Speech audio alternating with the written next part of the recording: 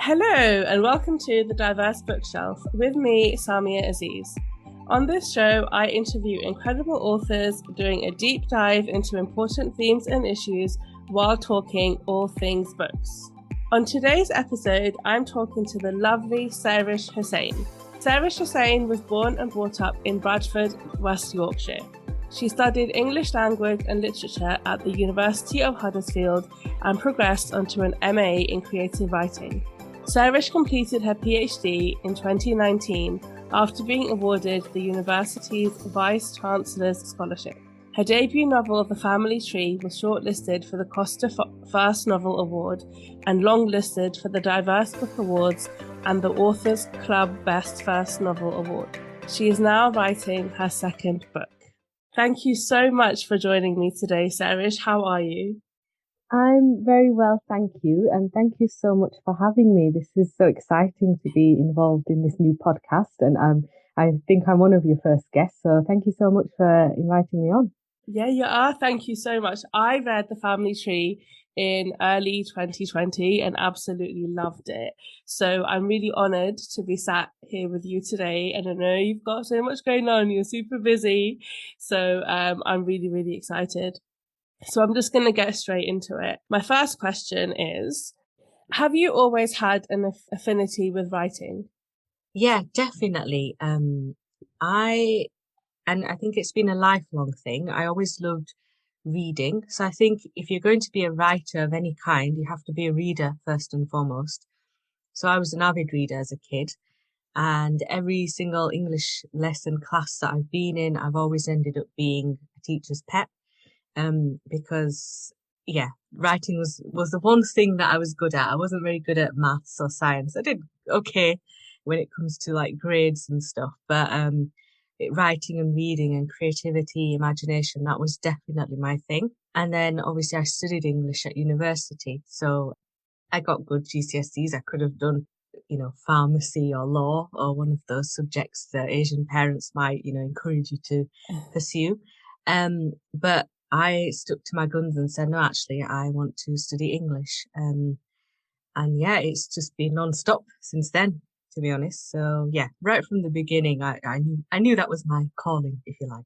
Oh, that's so lovely. And so as a child, who were your favourite authors? What kind of books did you like to read? So I read all the Roald Dahl books. And my dad used to take us to the library, and it was such a treat. He had a library card, and we used to go to Manningham Library in Bradford. So it was like being in a candy shop, really. So I read widely, but Roald Dahl was definitely my go-to. And then but I read things like the horror books, the R.L. Stine horror books. I read I think it was The Worst Witch. I think she was called Mildred. Yeah. I read, all that kind of stuff. But then I was also part of that Harry Potter generation, who grew up reading the books as they were being published, as the movies were coming out. And, those actors, Emma Watson, Daniel Radcliffe, we're like all similar age. We grew up together. And that was like a reading renaissance for children at the time. Those absolutely huge, massive books. And we were all queuing up outside to get them. So yeah, that was what I was reading as a child. Yeah. Well, I remember those R.L. Stine. I think they were called Goosebumps, and they were like, I don't know how many, but yeah, I read them as well. And I feel like they got scarier as like every new book that came out. But yeah, they were, yeah, they were cool.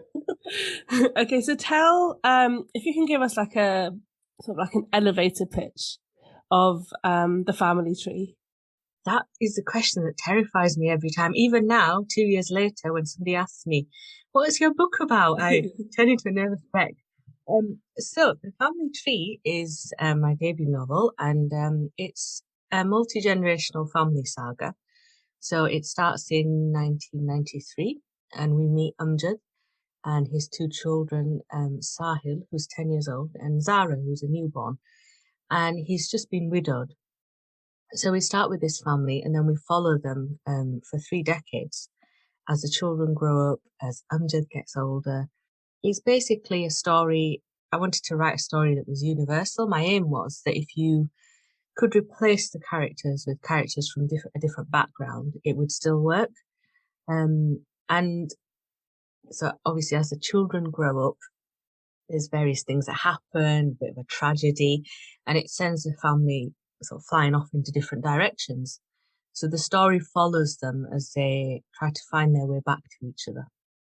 But it's set in, I don't mention Bradford until sort of right at the end, but it is set in Bradford, it's set in the north, and they're a British Muslim family. Yeah. So where did the story of the family tree come from for you? Like, did you draw on personal experiences? Was it something that came over time? Did you meet somebody that formed the basis of a character? Like, how did that develop for you? I wish I had a really romantic sort of story about this, how it happened. But to be honest, I was in my third year at university doing English, and I just couldn't wait to finish all those essays and that dissertation. I couldn't wait to get rid of it and get it over with, because I wanted to get started and I wanted to write a book. And the first characters that came to me were Amjad and Zara. So they were the first people that entered my brain. And for months, honestly, I just sort of let it stew and brew, and I didn't know what was happening with them, where they were going. I just had this single father and his daughter. And I think that was inspired by how I was feeling at the time. You know, it was when I was finishing university then, it was about 2014. And it was a time where, you know, as a community, as a Muslim, as a woman, I felt sort of under attack by all these different forms of media. So every book I picked up was about arranged marriages. Every news article in, every news bulletin was about a terrorist attack that was taking place. Every film was about radicalization, the usual, as you know. And I thought, well, and there was a conversation actually that I had with some of my friends at university who were white, and they said they were talking about the parents, and I said, well, if I do something wrong, I'll probably tell my dad before I'll tell my mum, because my dad's really cool and he's chilled out and quite laid back, and my mum's like quite fiery, and more strict. I'd be a bit more scared of my mum. And they seemed really surprised by this, like, really? I was like, yeah, why? And they didn't say anything, but I knew exactly what it was. It was the fact that they've been bombarded with these stereotypes of strict, tyrant, oppressive fathers, Muslim fathers. And the fact that mine wasn't like that was, it was a bit of a surprise to them. And, I've got friends who would probably feel the same. They might be close to their dads. Everyone's different, But it's that complexity and that nuance that is missing when it comes to representations of Muslims or Asians, Pakistanis, whatever. So I think that's where I wanted to just zone in on this father and his daughter. And then it was just months of just building up on that, because obviously you've got these amazing characters. Sahil then popped into my head, and me. But I was like, okay, this is really nice, but something needs to happen. It's a story. It's a novel. I want this to be a novel. So it was just building and building on that, really. People have asked me if it was in, real life, but it wasn't. It was all made up. I might have borrowed stuff here and there, as we all do, but it wasn't directly related to any kind of life experience of mine, I would say. Yeah, I think it's really interesting what you've just said about feeling frustrated with the representation of Muslims and Asians in the media. And we see it so much in literature. And I think so much of what I have read before The Family Tree, and also some of it since, there's always seems to be a point where some kind of stereotypical action or behavior comes in. So either there's like a forced marriage, or there's some radicalization, or there's, it might be the complete opposite, and it might be like usually a woman who decides that she wants to reject faith and reject her Asian roots, and she leaves home and she starts drinking and gets a white boyfriend, and all of that kind of doesn't talk to her family anymore. And I absolutely loved that, although the plot was really difficult, was really sad and really harrowing in some parts, and our characters were clearly flawed. And we see that a lot with Amjad and also with Sahil, that the family stayed together, they stayed connected to their roots and their identity, sort of struggling but holding on to faith as well. And to me, as a reader, that was really, really important. How important was that for you as a writer? And did you face any barriers to that in your publishing journey? Yeah, I mean, that honesty is the biggest compliment when readers get in touch and they say, this was so relatable to me. And that's the biggest. I don't want people to tell me that, oh, it was brilliant, oh, I loved it, and this and that. I mean, that's nice too, don't get me wrong. But just when they say that it's relatable, because I know exactly how they feel, because I was that reader too, where I didn't see myself represented. And if it was like a cycle, a bit of a depressing cycle, like you see a brown girl in a book and you get this flicker of hope, and then that's dashed very quickly because, like you said, either there's the obvious sort of she's a cultural victim, on a killing or forced marriage, or she's rejecting her faith, she's tearing off her hijab and she's running off with a white boyfriend. There was no middle ground. And that's what was missing. And honestly, I just think when I was writing it, I thought, how hard can it be to write a book with these Muslim characters that's not about them being Muslim for a start off, but also where there's a middle ground, there's nuance, there's balance. There's it's not from one extreme to the other. And you can isolate it to each portrayal. So I did go for the 3 portrayals that are the most stereotyped in film or in literature. So with dads, for example, Muslim fathers are always strict, patriarchal, overbearing. Young men are always angry and militant and off to, a training camp. And women are, again, like you said, either a cultural victim or a liberated cultural escapee. They've escaped. And that's what I tried to reject in my writing. It was really important for me. With regards to my publishing journey, I think I was very lucky that I had an amazing publisher. We had this understanding, so I met my publisher. My publisher is HarperCollins HQ, which is a newer imprint of HarperCollins, and I met a lady called Lisa Milton at the Bradford Literature Festival, and Lisa is one of those publishing figures. I mean, she's huge. She's very, very high profile, well respected, and she wants to make publishing more inclusive, but she actually means it. She doesn't mean it in a tokenistic way.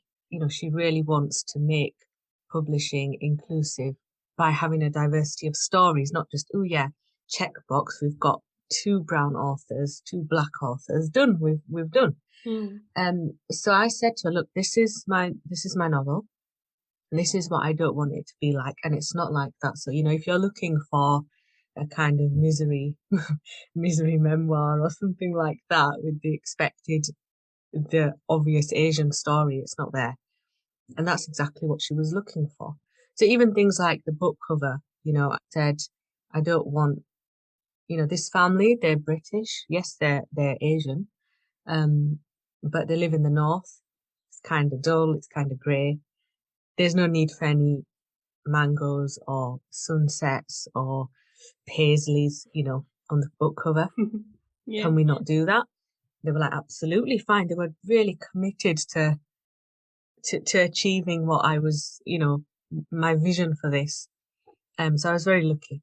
Not all publishing people are bad. They're very nice people. But there are obviously a lot of problems. I think these stereotypes that we talk about have been compounded by the industry. And that's a whole nother topic though. Yeah, for sure. For sure. Yeah, I think everything that you said is so true and so poignant and important, because nobody should be defined by a stereotype or trauma.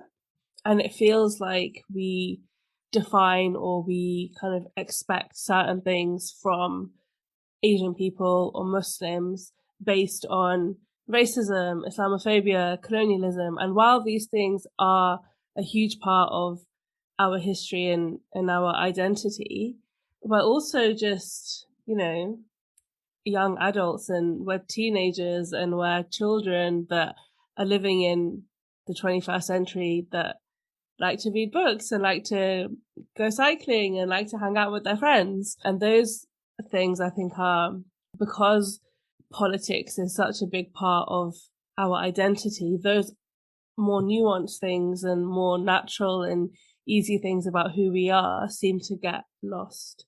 And we seem to forget that, like, a 15-year-old Muslim girl isn't that different to a 15-year-old, like Lucy living in London. We have these things that are still the same and still essential to who we are, and it's getting lost.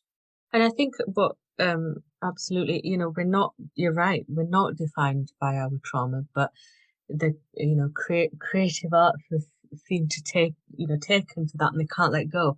And somebody once I think it was a tweet or something, and somebody said that it's probably more important to depict Black joy than it is to depict Black trauma. If we're talking about the portrayal of Black people, you've got civil rights, slavery. It's just constant.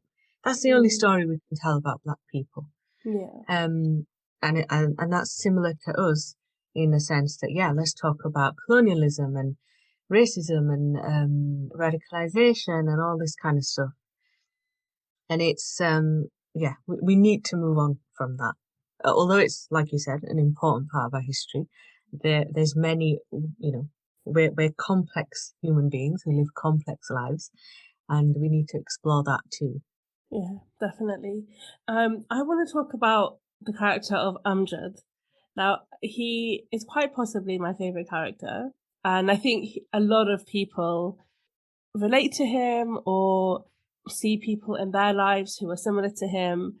And the reason why I loved him was because I felt he was so fully formed, and he showed a side to a Muslim man that we do not usually see ever in literature or in movies.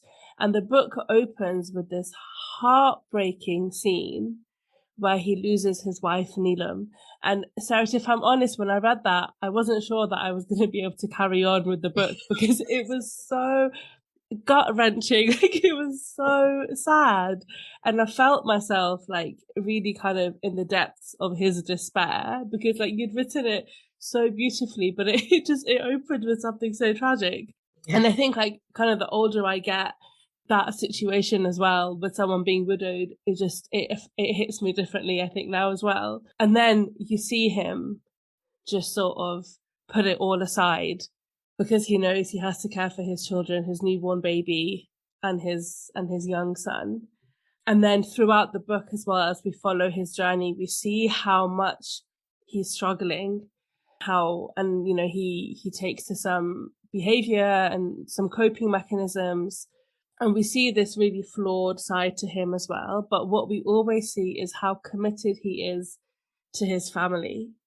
I want to know why you decided it was important that he was a widower and not that, his marriage had broken down, or because I know you said early on that the idea was he was going to be a single father. Why did you choose grief? And then the other thing is why didn't he get married again? Because I know Ami was, throughout the book, said it to him on several occasions and completely understandably as well, but like she wanted him to get remarried. Why did you think it was important that he didn't? Well, there's numerous reasons for this. The first is Amjad was actually inspired by a real person, a family friend.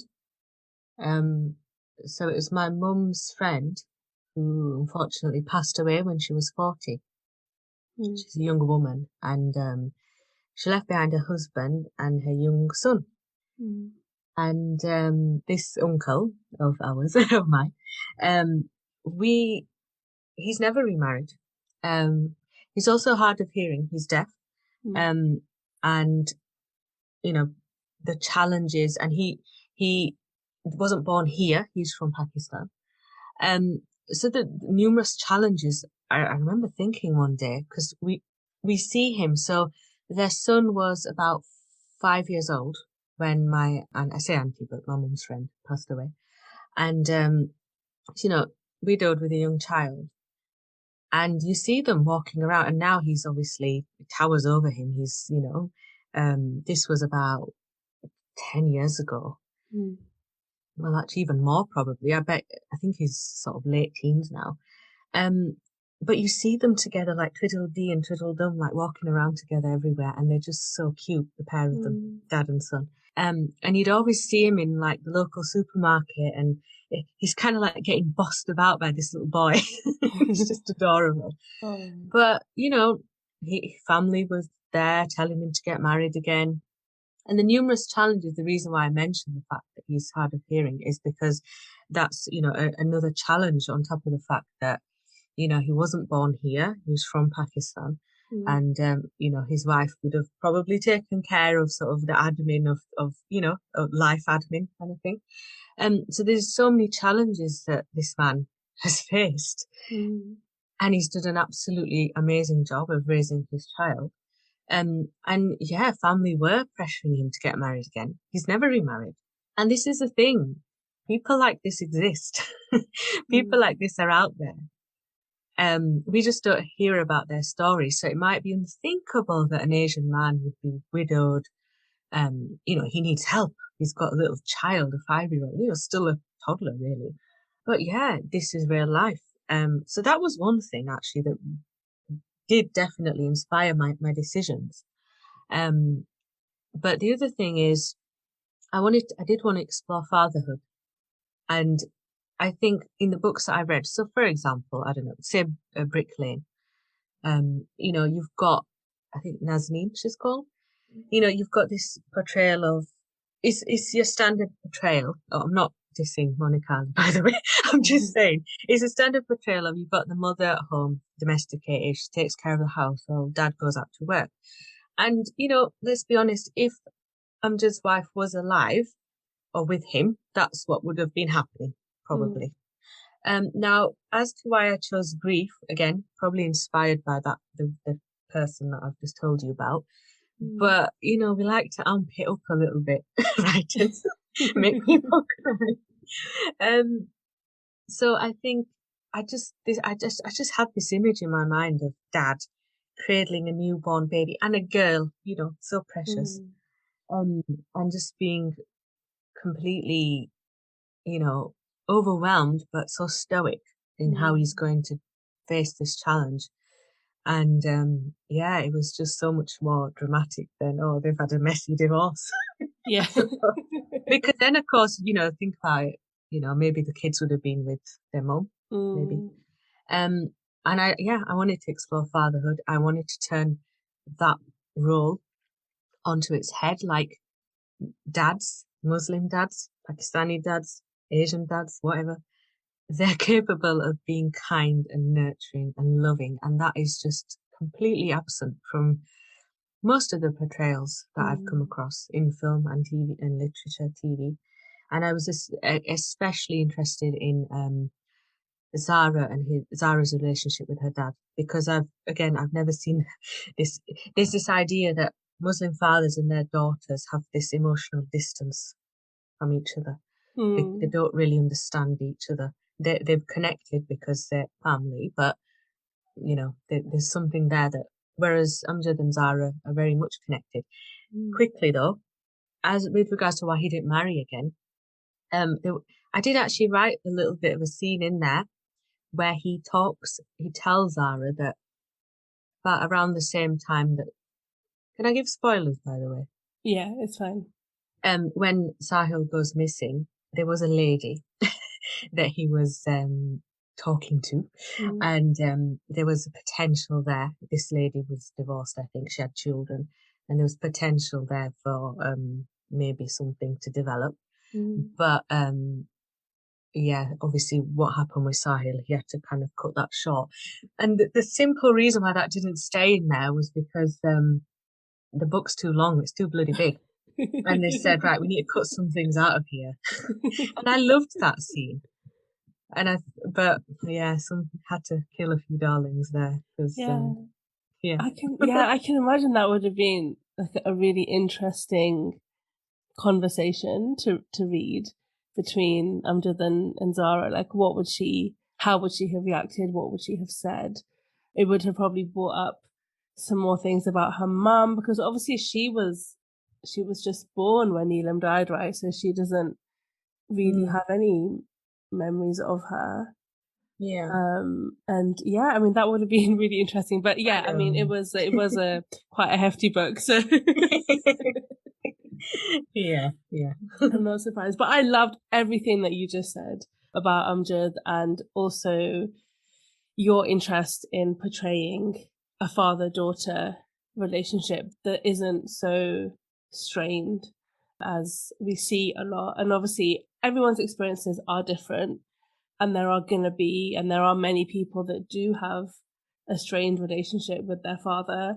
But I think there is such complexity in that generation, like our father's generation, especially those that came from Pakistan or from another country, and the struggles that they witnessed, and then, you know, the impact that would have had on their family and how they brought up their children. I think it's so complicated, and it deserves a little bit of unpacking beyond, well, that's just how they are, and that's how men are, and these are their values, and this is what they try to do. Like, it's something that deserves a little bit of like a tender approach.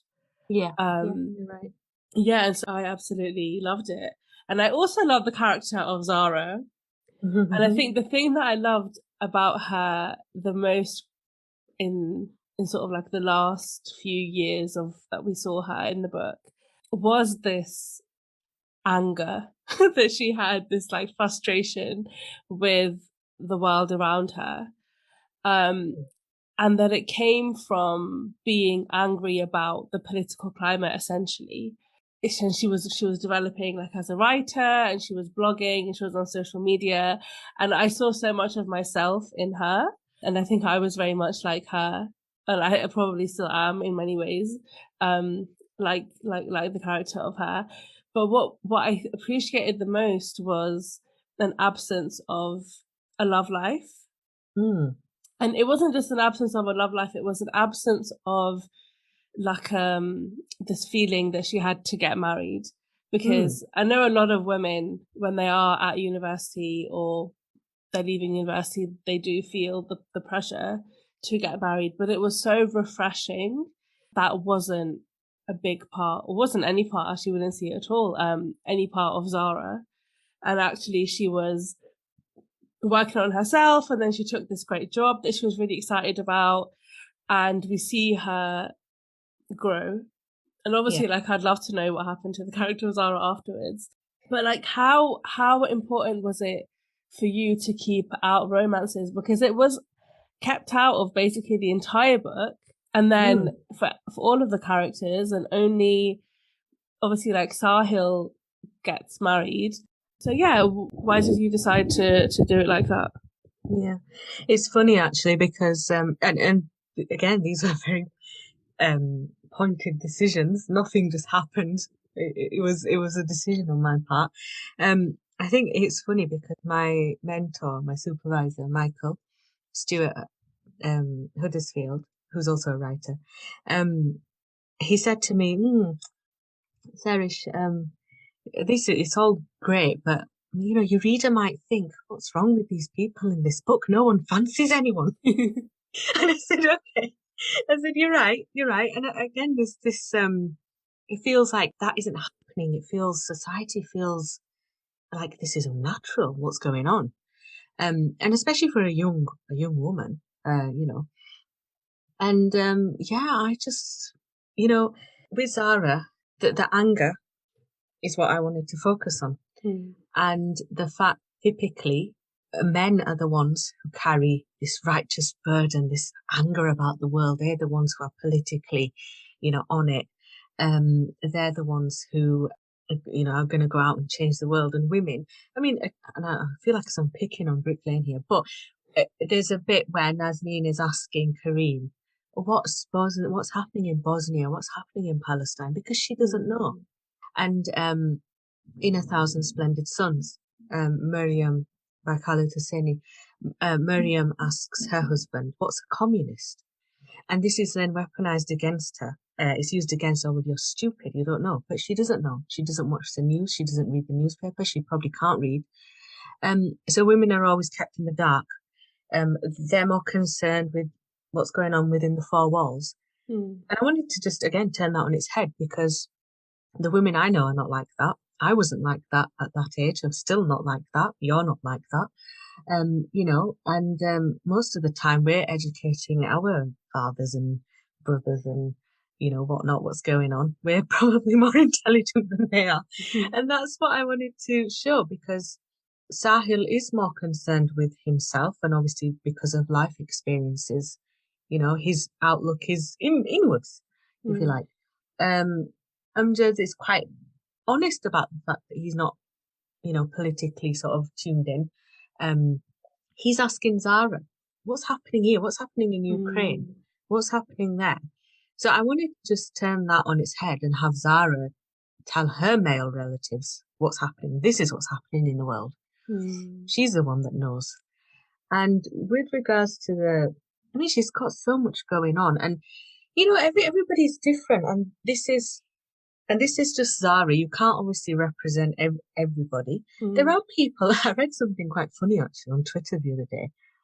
Someone said, I know so many girls who went to university to find their husbands. Yeah. I found it really funny. My course was full of girls anyway, so there was definitely no chance of that happening with me. But again, that pressure, first of all, her family isn't inflicting that pressure on her.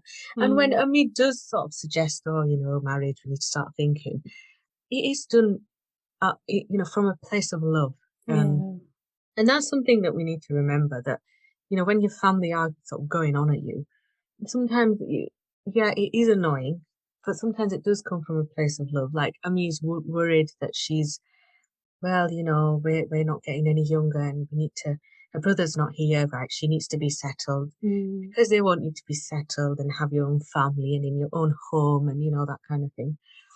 But that's not where Zara is at that moment in her life. She has much bigger things to think about, to worry about, and she doesn't care. She's not bothered.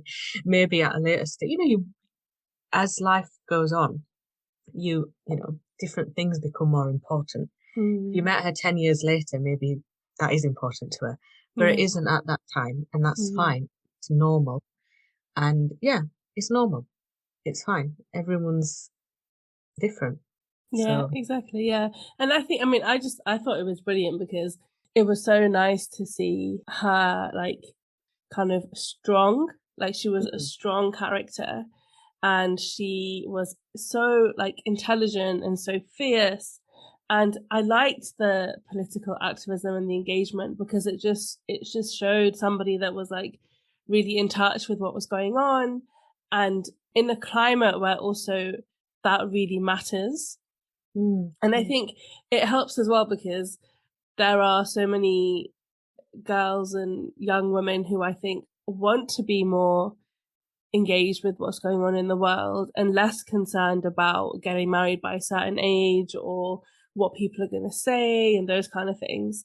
And so I think it just provided such a refreshing outlook. And also, she was really pivotal in the plot, in helping her older brother, who she loved a lot. And I also loved that brother-sister representation, because Sahil cares for her immensely, and that's so apparent throughout whenever they interact. He really does, and he is protective over her, but he watches her from a distance online and also in person, and he's amazed at this wonderful woman that his sister has turned into because he hasn't seen her for a few years while he's been struggling himself away. And I really like that representation as well, because the other stereotype that we sometimes see is the brother that is trying to control his sister, and he might be like liberal and forward thinking outside, but in the home he wants his sister to be a certain way. And I really like that as well.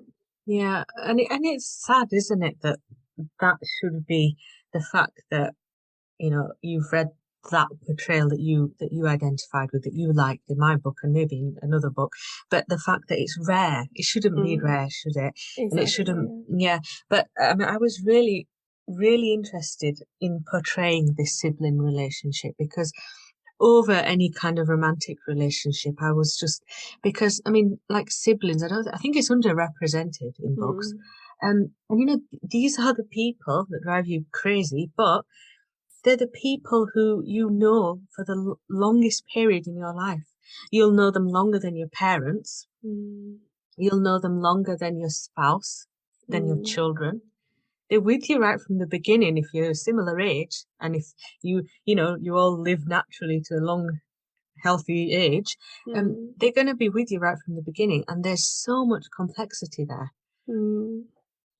Because Definitely. I do feel, I feel like as you sometimes you feel responsible for your siblings' happiness, and you want them to be just as happy as you, or if they're sad, you're sad. It's like you feel, I can't be happy if my sister isn't happy, you know. So yeah, I was really, that's something I wanted to explore, definitely. Yeah, that's really true. And actually, one of the times that I really read something deep wasn't even in fiction. It was in an essay about different types of love. And there was an entry in there where somebody was talking about the death of their sibling.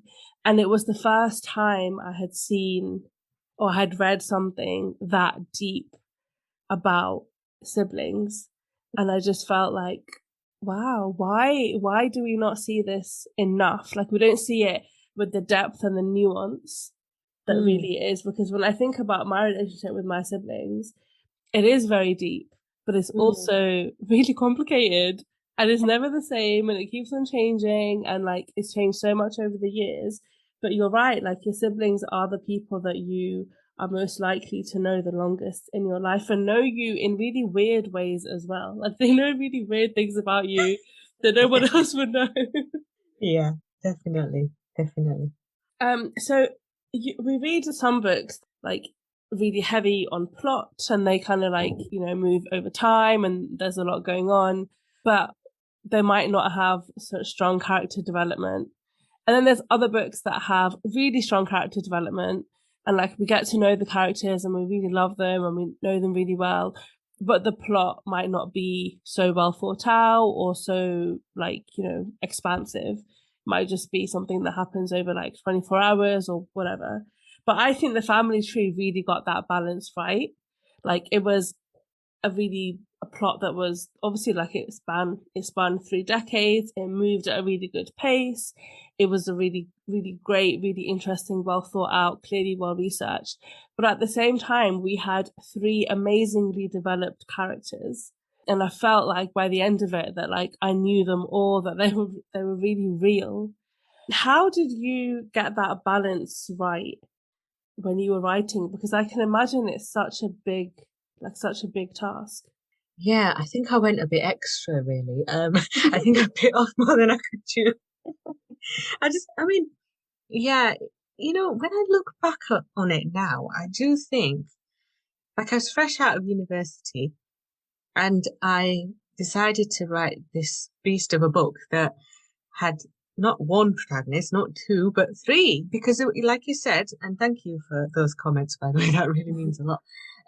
You know, they are, well, I tried to make them as well developed. They're all, I mean, the book doesn't work without, if you take one away. You know, people have asked me, well, as I was writing it during the editing process, they said, well, whose story is this? And I'm like, all 3 of them. And they're like, no, you have to pick one. I was like, I can't pick one. Yeah, I mean, it was quite a task, actually. It was. I think I kind of separated it into chunks. I was gonna do the three. So first it's Amjad, we're with Amjad first, then it's Sahil, we're moving to Sahil, it's his story, and then it moves to Zara. And I think that's how I managed it. And the time periods actually helped, contributed to each sort of. I spoke to somebody yesterday actually at the Bradford Literature Festival, and they said that their 14-year-old brother, who's never read a book in his life apparently, he'd read the book and he really identified with Sahil. Oh. And then the lady that I spoke to, the young lady, she said she loved Zara. But then she gave it to her uncle and he loved Amjad. Yeah. And it's so, yeah, I don't know, I suppose depending on where you're at life, you can identify with all of them. But yeah, and there were times during the editing process where I would would copy and paste all of Zara's thread onto one document, edit all of that, then I had all of Sahil's thread on another, and then I had all of Amjad's on another, and I was editing like that, and then I was combining, little tricks and tips like that. Okay. But yeah, it was quite. Now I'm writing a novel that's dual narrative, so there's two main characters, and I'm like, oh, this is hard work, and I'm like, well, actually, it should be a walk in the park for me now. Exactly. The first one. Exactly. Yeah. I will ask you more about the novel that you're working on, but I have one final question about the family tree. Now, there's so many themes and issues that you write about, like homelessness, mental health, substance abuse, grief and loss. What was the research process like? Because you do it so well, like so detailed, but also with sensitivity. And I felt like I learned stuff about homelessness and substance abuse that I didn't know before. And I imagine a lot of people came away learning a lot more as well. What was that research process like? It was really enjoyable, actually, quite harrowing at times. It's funny, one of my mum's friends said when she read the book, she said, how does Sairish know all this stuff? Like, she's just a kid. How does she know all this stuff? I was like, I know all this stuff. Well, yeah, quite a lot of research. I was lucky enough to have a friend who was a drug and alcohol counsellor. So I did harass her for quite a few months. And then she worked at Horton Housing. So I went there and spoke to a lot of people there, professionals. There's Soup Kitchen outside the art gallery in Leeds. I went there a few times. Just read up as much as I could, watched documentaries, just spoke to as many people. And you don't always get it right, and I'm happy to admit that. I mean, the initial withdrawal scene, that when Sahil withdraws from Spice, and Spice, again, the legal high that is now illegal. I had no idea about any of this. And when I discovered this, it was like, wow, like I didn't know this. And it seemed like the obvious sort of drug of choice.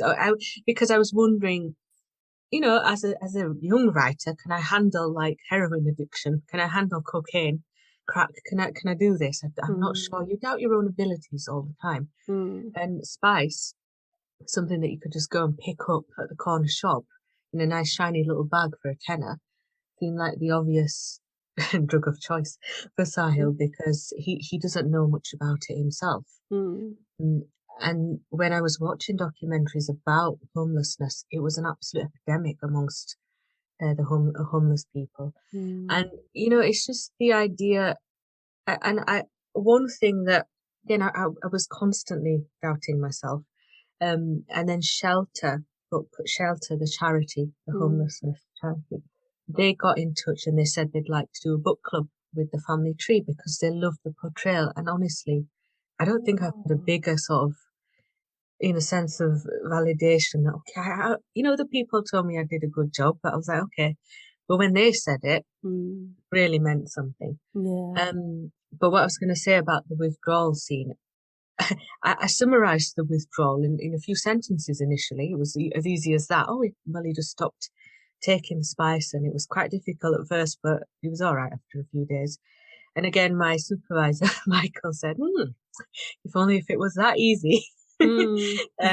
goes, come on, go back in. He prompted me, go back in, more research, and you need to do this properly. And then I felt really like, wow, I'm going to have to write a scene of somebody withdrawing from this drug. And again, can I do this? But yeah, I did it. And I'm glad you found it. I found it to be authentic. But yeah, that was a lovely thing, actually. Like I said, it was harrowing, but it was nice because I was just writing this story where I wasn't thinking about, we talk about this burden of representation for writers of colour. I wasn't thinking about, oh, well, how's this portrayal? How is it related to Sahil? He's Asian. Am I doing this right? Am I doing this? I was just writing about a guy who's ended up, in a bad situation that's going from bad to worse. And those were some of my favourite scenes to write, the homelessness part and the drugs and all of that. Yeah. Oh, wow. I think the shelter book club thing, I can imagine that it must have been really interesting as well. But yeah, you must have really felt like that it was touching. Yeah, definitely. A different set of right people. Yeah. Because there was so much that you'd written about. Yeah, that's really brilliant. Yeah.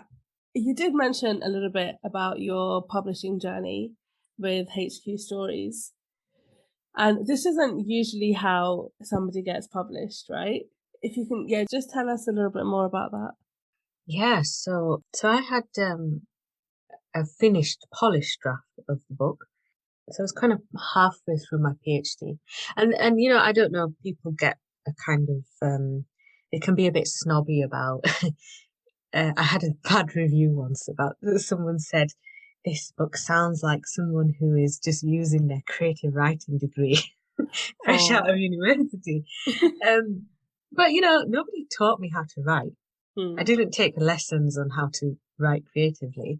It was a research degree in terms of you decide on a project, you write it, and you come and we'll give you feedback, basically.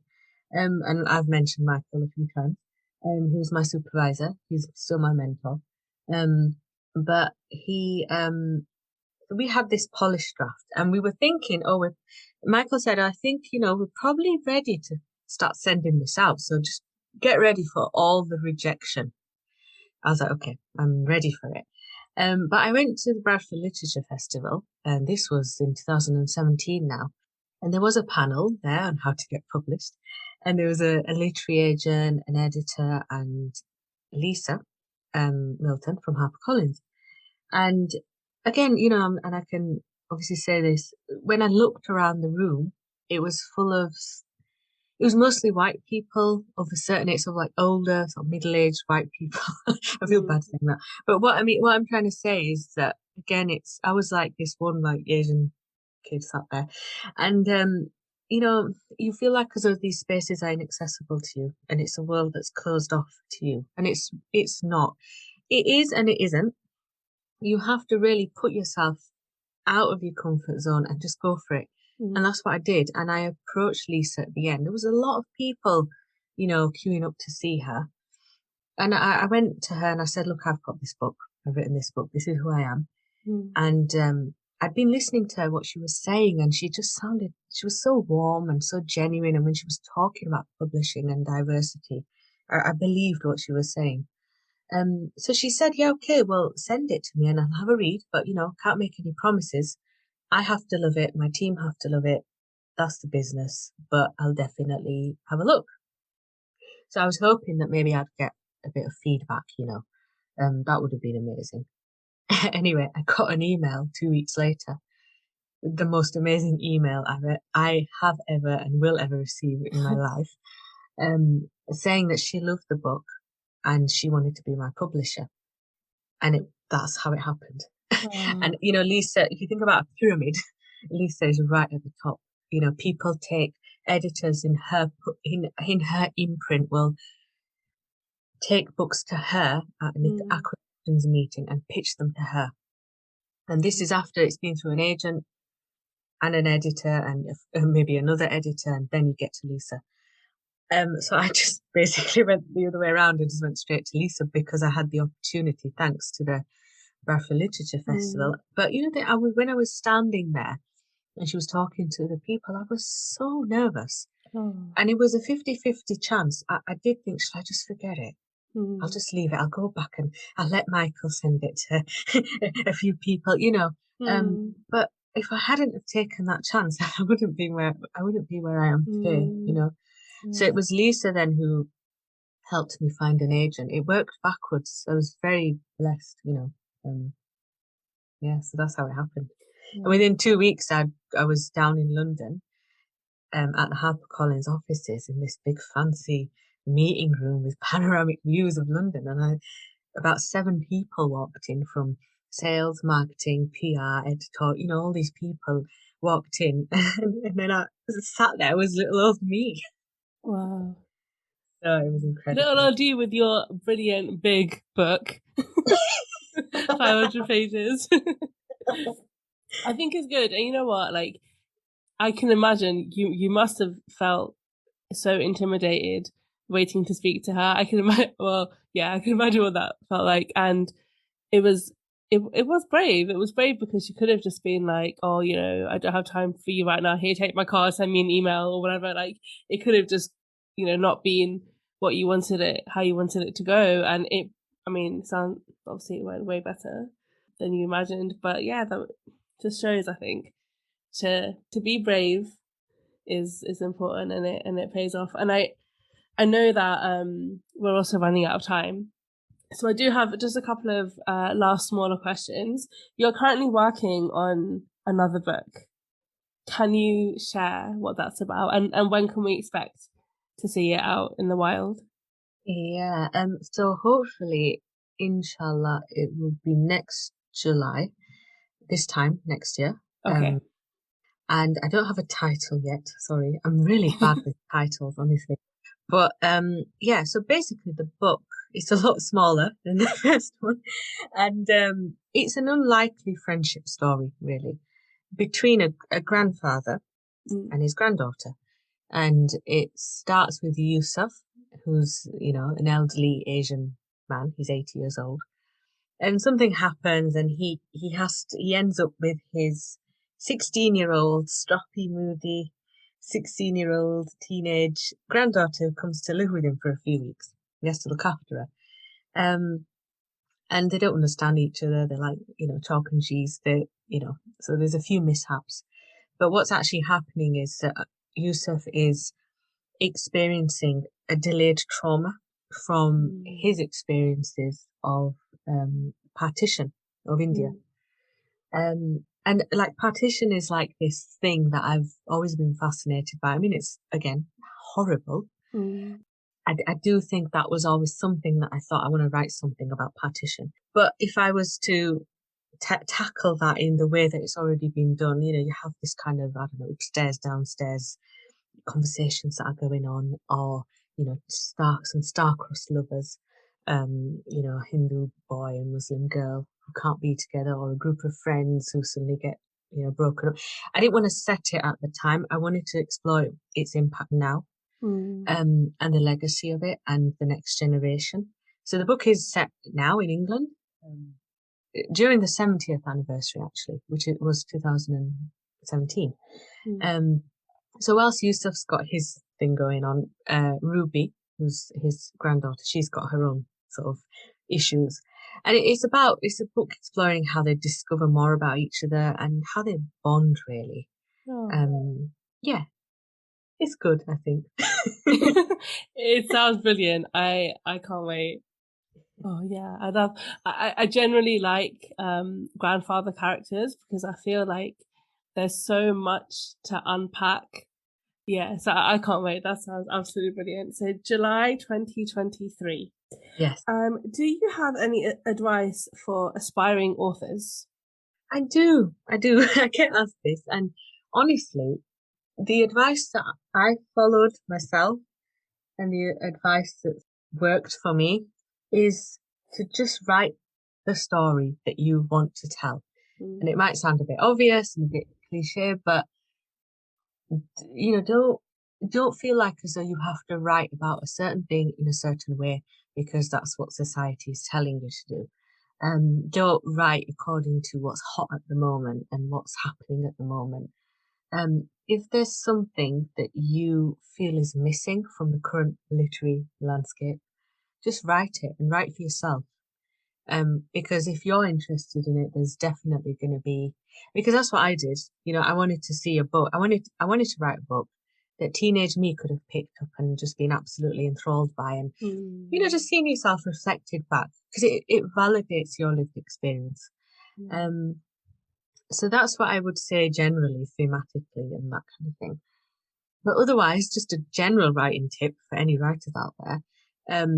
Don't just sit there staring at the blank screen on your laptop, because I've been there, done it. Some of my best writing has come from me getting up and moving away from my desk with a notebook and a pencil and just scribbling away in the worst handwriting possible. Start by describing the scene. If there's a scene you're stuck on, start by describing the scene, what's happening in the scene, and then hopefully it will just evolve from there. And I can guarantee you're going to have the most amazing work ever will be produced in that environment. Oh, thank you. I hope to do more writing, so I'm going to definitely take what you said on board today. And thank you so much for this whole conversation, all your time today. It's been such a pleasure talking to you. Thank you so much for having me. Thank you. Take care. Bye.